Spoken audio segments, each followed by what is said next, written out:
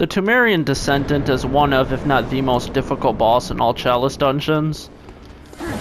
For this fight, I would highly recommend using the Cainhurst set, as well as either Ludwig's Holy Blade or the Hunter Axe. If you know how to parry, this fight will be a lot easier. I would not recommend using the Evelyn gun, which I'm using right now, because as you saw, he kinda misses, or I mean the gun kinda misses him because it has a very long shaft. For this strategy, we'll just be doing that a whole bunch of the time.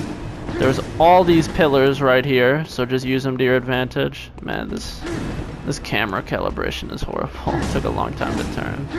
So it's kind of difficult to get him lined up, and then he'll also try throwing that at you, so be careful of that.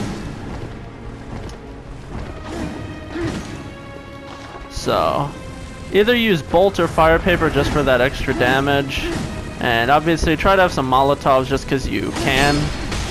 Okay, that was kind of sad. You can stagger him pretty easily too, as you can see, but essentially the moment you get in a hit on him, then he will back off.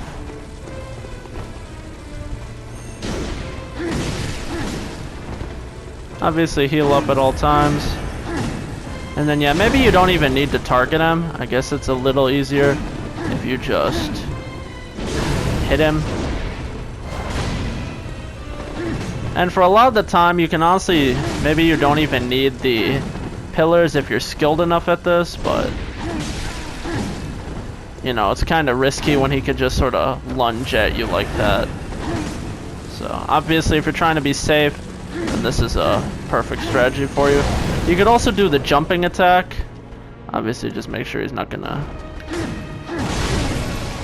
throw him at you. So yeah, you could do the jumping attack, but obviously you don't deal as much damage as a normal stab attack. And if you want to do more damage with your fire attacks, you can obviously throw a Molotov cocktail at the guy, so keep that in mind. Either way, once you're getting him around half health, you want to be dealing as much damage as you can, and then try to backstab him, but there's not always a chance that'll work.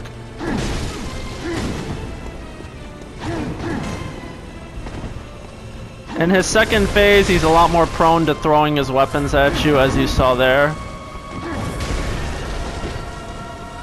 But like I said, with heavy weapons, you can just stagger him. You just literally hop right up to him, and you can stagger him. Then he'll always jump away. That's his go-to move.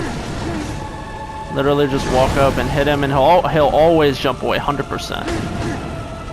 But either way, the strategy essentially works because his AI will trigger that you're close to him.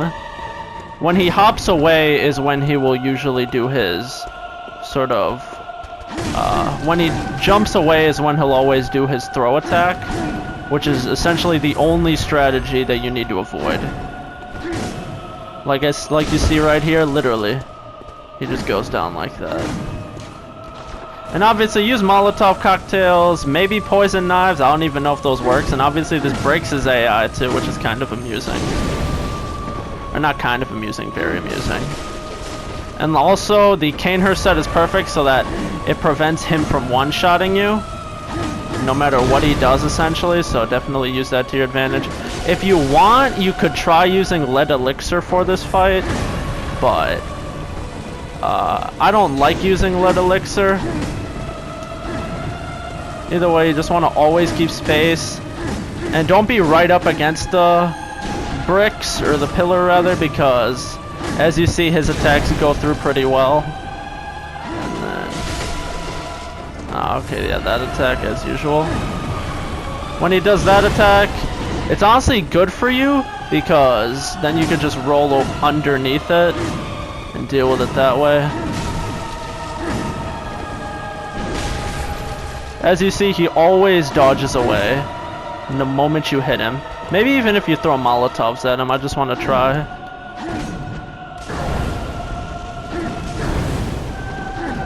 Oh, okay, if you throw Molotovs at him, he just kind of sits there for you. It'll be so funny if he kills me.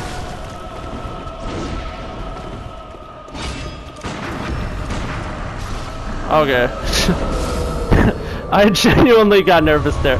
Man, it would have been so much better if I actually got the visceral attack, but as you see, it's not all that hard. I mean, yeah, I'm significantly high level, but I was purposely doing a strategy that anyone can follow. So, I hope that helped. See you soon.